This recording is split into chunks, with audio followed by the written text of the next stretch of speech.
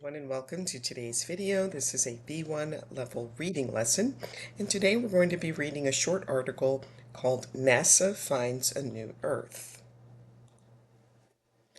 So how many of the planets can you name? If you'd like to try and do that in the comments, then restart the video when you're ready to check your answers. So there's Mercury, which is closest to the Sun, Venus, Earth, Mars, Jupiter, Saturn, Uranus, and Neptune.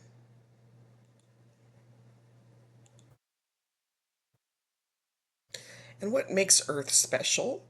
And are any of our neighboring planets similar to Earth?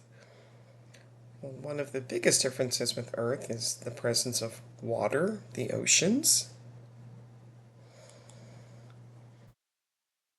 Also, that it's close enough to the sun to be comfortable, but not too hot. And then there are other elements like oxygen and nitrogen.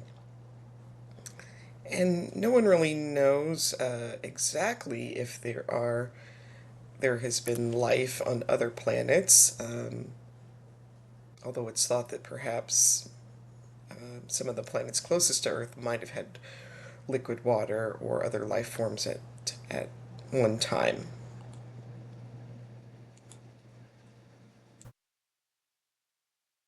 So NASA finds a new Earth. So see if you can make in the comments some predictions about what you think this article is going to be about. And before we read, let's look at some vocabulary words. NASA is the U.S. government agency that explores space. It stands for the National Aeronautics and Space Association, I believe. A telescope is a tool for looking at things which are very far away. Habitable is a place where people can live. A galaxy is a group of millions or billions of stars. A light year is the distance that light can travel in a year.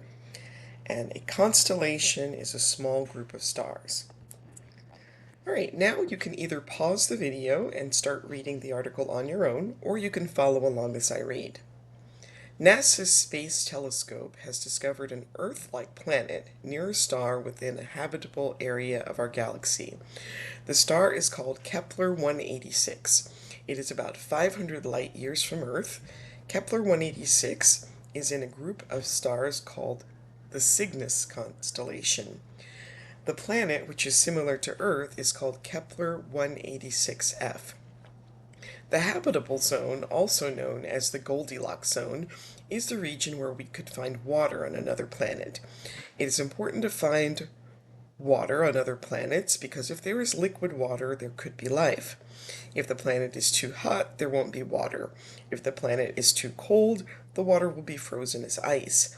The planet needs to be just in the right place, like Goldilocks in the famous fairy tale. Now, Goldilocks is a character in a famous story called The Three Bears. Goldilocks goes into the bear's house and tries out their food and furniture. She only wants the things that she thinks are just right or suitable for her. Scientists think that there are more than 40 billion Earth-sized planets in our Milky Way galaxy. The discovery of Kepler 186f is important because it is the first Earth-sized planet to be found in the habitable zone of another star. So what does this mean? If Kepler 186 is like our Sun, then it is more likely that there is life on its planets. In addition to Kepler 186f, there are 4 other planets near Kepler 186. But Kepler 186f is the only one of this group of planets where life might be possible. Its neighboring planets do not have night and day. It is always day on one side of those planets, and always night on the other side. We only know one planet where life exists, Earth. When we search for life outside our solar system, we look for other planets that are similar to Earth, said Elisa Quintana. Elisa is a scientist at NASA in California, USA. Elisa has published an article about this subject in the magazine Science. She is very excited about the possibility of other life in space. Finding a planet about the same size as Earth in the Goldilocks zone is a major step forward. Alright, now we have some true-false questions. You can pause the video and try these on your own, and then restart when you're ready to check your answers. So NASA scientists have discovered life on another planet. This is false. They have discovered an Earth-like planet in the Goldilocks zone of another star. There are 5 planets which orbit the star called Kepler 186. That's true. Kepler 186 is around 500 million kilometers from Earth. That's false. It is 500 light years from Earth. This is a much greater distance than 500 million kilometers. And on the planet called Kepler 186f, there is night and day, just like on Earth. That is true.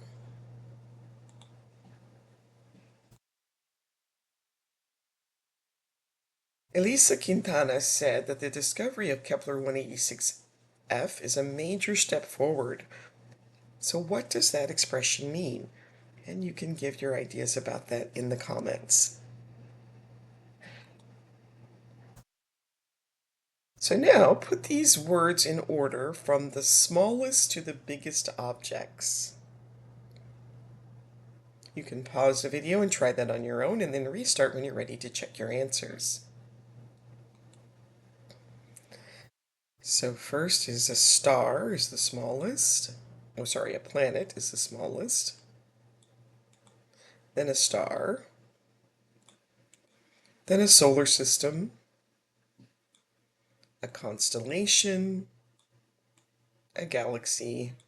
And a universe.